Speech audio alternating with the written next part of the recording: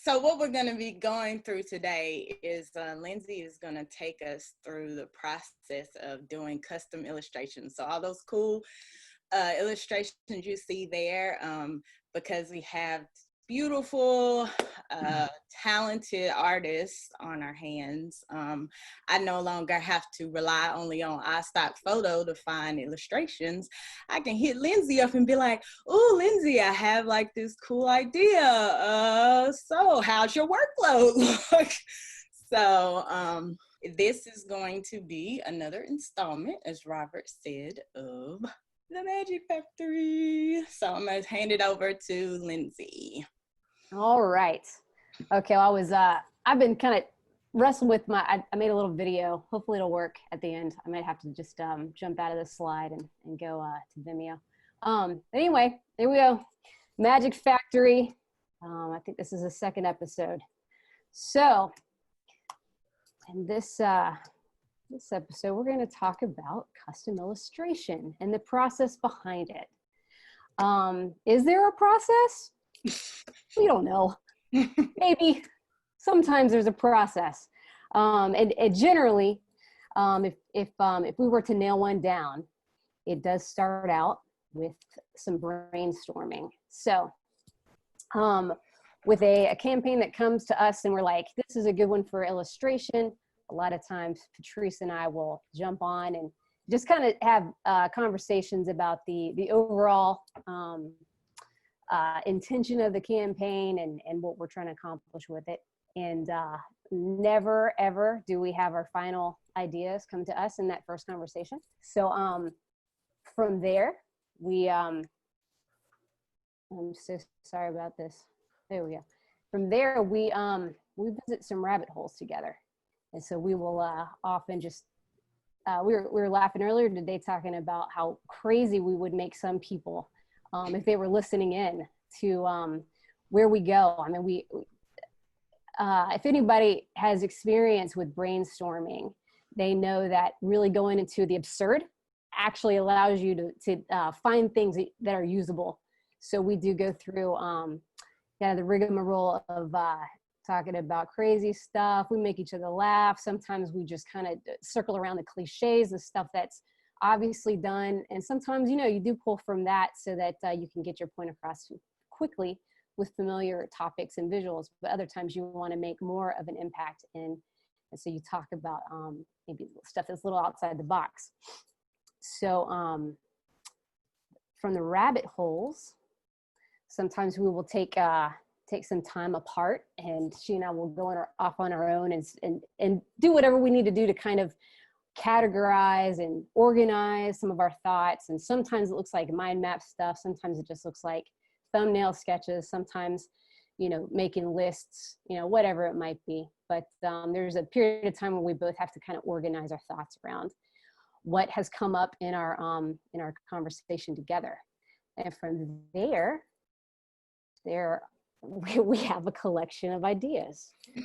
Most of them are complete trash. Never want to share them. But if we're lucky, then there's at least one, that is, if it's not good, it's potentially usable. And so that gives us some traction to move on to yet some more brainstorming.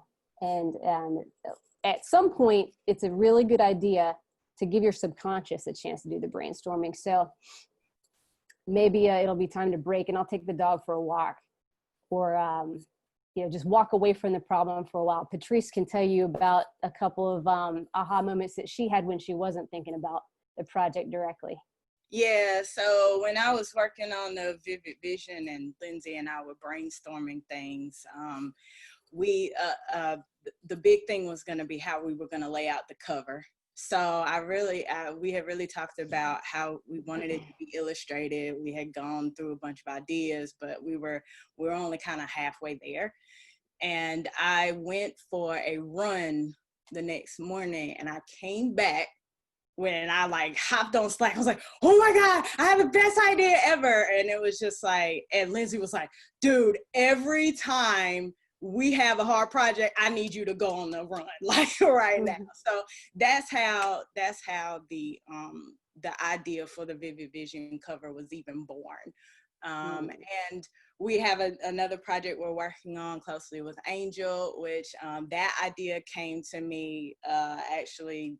I went to sleep and was thinking about magician movies. And so that came to me in a dream too. So it's really important to walk away from things, especially when we're doing what we're doing. And just being able to have like that freedom. That's a lot of things about just the design process in general that people just don't really understand, especially like when you're in a work setting. Like they feel like, you know, you have to be, you know, on doing something, and they don't like understand the necessity of being able to walk away and do something fun so that your mind can be free enough to have this creativity. So a lot of times, like she said, we'll walk away from it for a little bit, kind of marinate on it, and come back, and yet more rabbit holes need to be explored. So we'll take, you know, some gems that we've come up with ourselves or that have struck us during a jog or whatever, and we'll explore those. And ultimately, so far, we usually are able to come to a point where we land on something and we can start running with it. Which brings us to the next phase.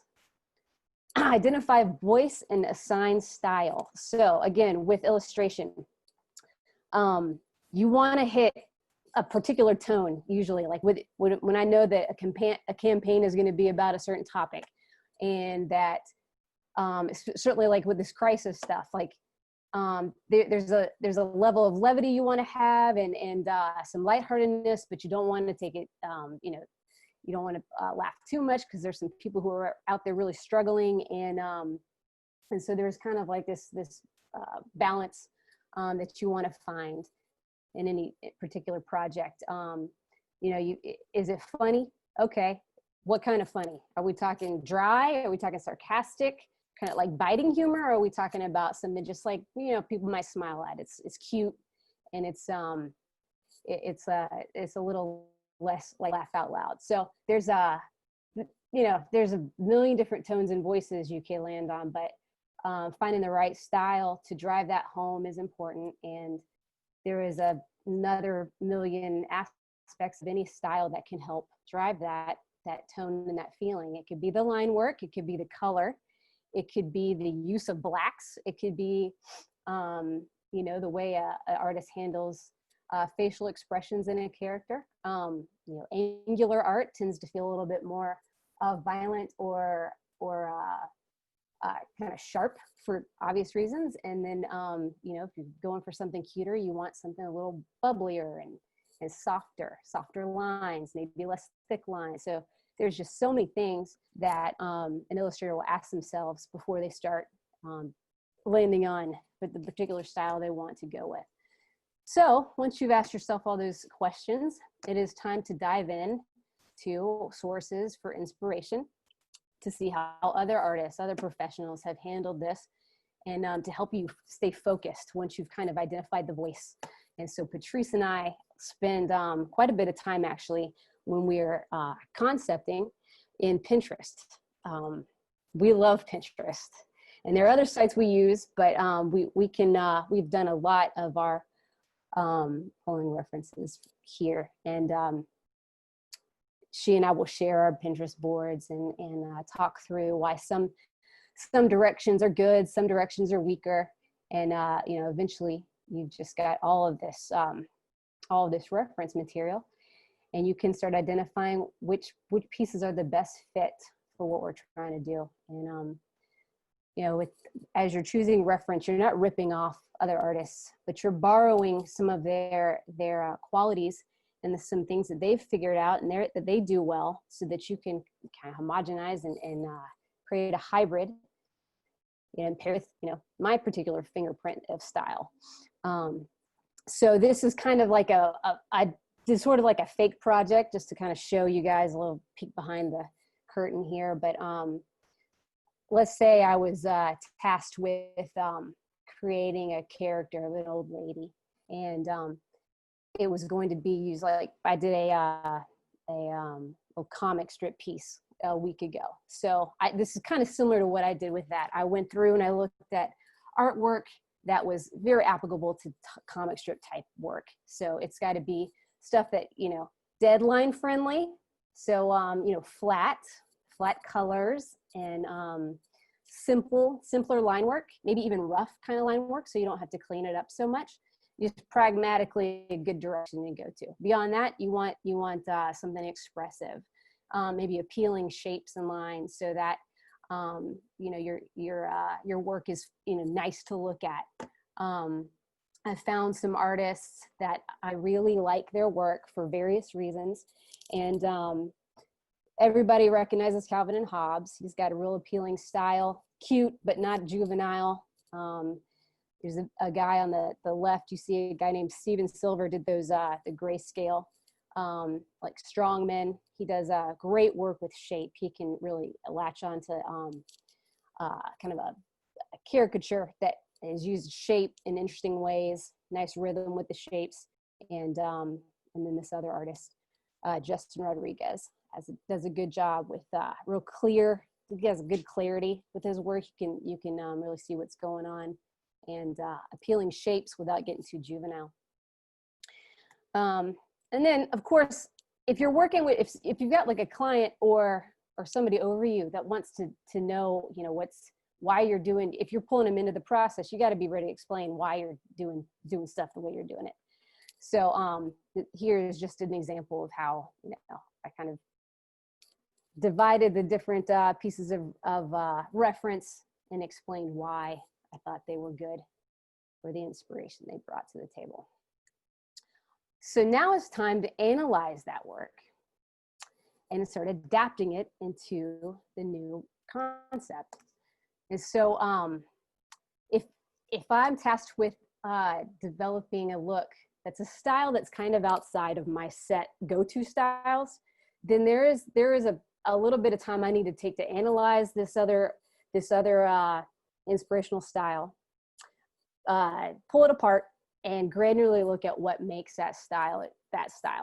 And then I have to kind of practice in that style so that I can find my own flow within that style, so that I can then go on and create a piece.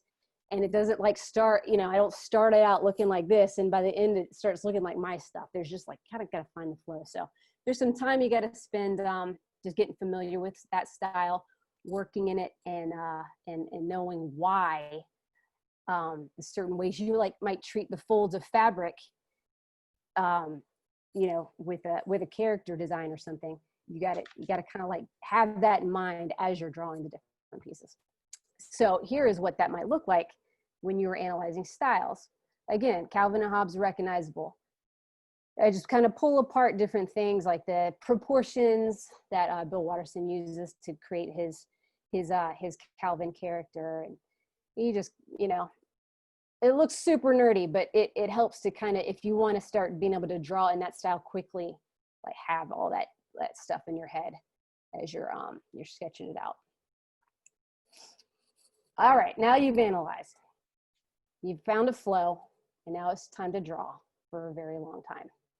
And usually there's... Can I stop you real quick, Lindsay? So I just want to say, like, just keep in mind, she hasn't even started drawing yet, you know, like, so this really puts into like really perspective, like when we talk about the quality of our products and the thought we put into the design and stuff like that. I mean, this is stuff that you know, like, this is why we're trying to like lift the hood for things like this, because this is not something that people can go out and just, you know, get from some template site or anything like that. There's a lot of thought, a lot of time being put into what these people are being able to use for very little price point. Like, this stuff Lindsay is doing would be hundreds and hundreds of dollars just for this right here. So just keep that in mind. Okay, go ahead, Lindsay. Thanks. So now it's time to draw. And there's usually 3 larger phases of drawing. You do the underdrawing, where you kind of map out the composition, so you get the balance of the whole piece. And then sometimes, especially now, you got to think through how is this going to be used? Is this going to be something that needs to be responsive? Because then I need to cut the piece up, and I actually need to take this picture of these people sitting around a table, and it actually needs to be in 9 pieces, because you got to have the people on a layer, you got to have the table, you got to have the food, you got to have like kind of what's going on in the background so that it can respond to several sizes of screens. And but unfortunately, that's like, you don't always have to do that. So, and not in this little case study I'm doing, but you do the underdrawing, map out your proportions. Then it's the rough draft, and that's when you start making design decisions within the illustration about how you're treating lines and facial expressions, the more detailed stuff. And then once you've kind of got a good solid rough draft is when you go in and you start cleaning that up and laying down the actual final line work, which you can polish and agonize over as long as you want to, as long as your deadline allows. But that is basically how, if there was a process, that's probably what it would look like. And you know, I love doing what I'm doing, and I like really enjoy it. You know, just it'd be a hobby if I wasn't doing it professionally. But there's a lot of thought that goes into when you have to actually, you know, use use the artwork to augment or to magnify, you know, the communication that's been written down for a campaign that you want. You don't want people to be distracted by the artwork. You want them to for the ideas to be more clear to them, because the artwork helps them get there. So it's always kind of like, you know, walking that line and making sure the design doesn't get in the way, the illustration doesn't get in the way of the message, because that's the most important thing. And so now I have, don't think this is loaded yet. No, it hasn't. So I'm gonna take you to Vimeo, and I did a quick little sped up demo of the 3 phases. And I did this little old lady character here. This takes about 4 minutes. I don't know, do we have that? Is that okay? Yeah. Okay. Alicia, your part's about 5 minutes, right? Alicia? Sorry, I'm on mute, yes. Okay, good. I mean, yes, we do. Okay, cool.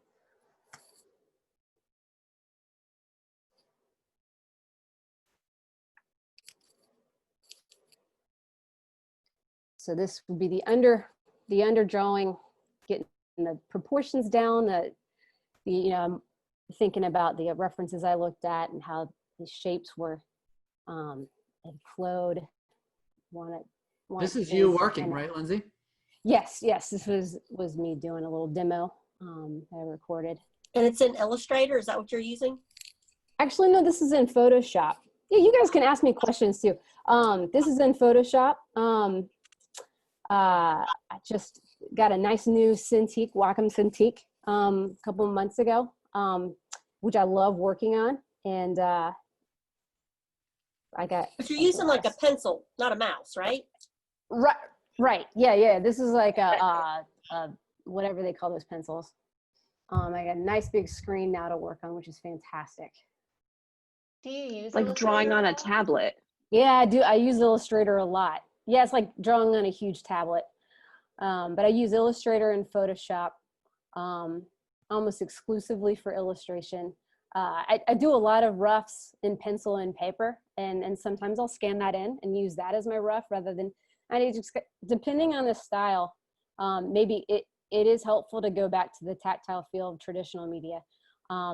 But it's much faster to be able to jump right in here and get the rough down when there's a deadline. I'm so thankful for living in the 2020.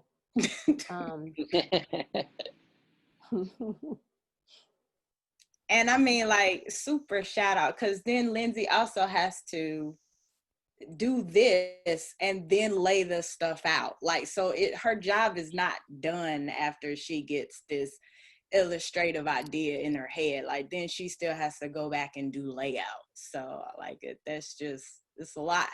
It's a lot. Yeah, like this is just creating like one of the elements. Right. That's on the page, and she has to lay it all out. Right. So no wonder when a new request comes in, can you do that real quick? Kind of a laugh, right? You guys are brilliant. You know, some of you on this call might be wondering, like, what does this have to do with my job? I don't know. I hope not. But if you are, I just want to remind everyone that when it comes to Snappy Kraken versus anybody else out there, they're grabbing stock images. They are using third-party copywriters that often do not have skill like our writers do. And when you combine the skills of our writing team with the marketing strategy that goes into things and the heavy amount of creative work being done here, that is why our content is performing. That's why we can publish our results and other firms can't, because when people get something from a Snappy Kraken member, it's going to be something fresh, different, unique. And that's how you stand out. That's how you get people's attention. You can't do it by using the same old stock photos and stock imagery that everybody else uses. And this is just one example of, we don't always do this, but like our last crisis communication, there was a cartoon in it. And it was just an extra personal touch. It wasn't just the words. And these things make a big difference in the outcomes that we're affecting for our clients.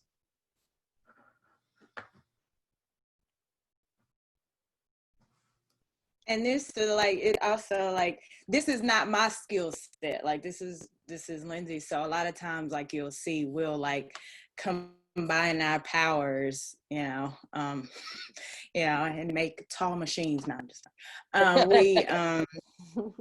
we do that a lot. So sometimes, like if I know I have something that's like really, really heavy on the illustration, I'll just say, hey, I'll take the layout and you can just focus on the illustration. So sometimes like we tag team it like that as well. Cause as you can see, this is a lot. So, so if she has to also lay this stuff out too, it can be a lot. So sometimes, based on the workload, I can take some of that off of her by saying, hey, I'll lay out. We've done that with a couple of VIs, just like the cost of raising children. I did the layout. She tag teamed on the illustrations. So that was our little behind the scenes. Thank you, Lindsay. Love you. Thank you. Thank Thanks for you. That was listening to me. amazing. Thank you.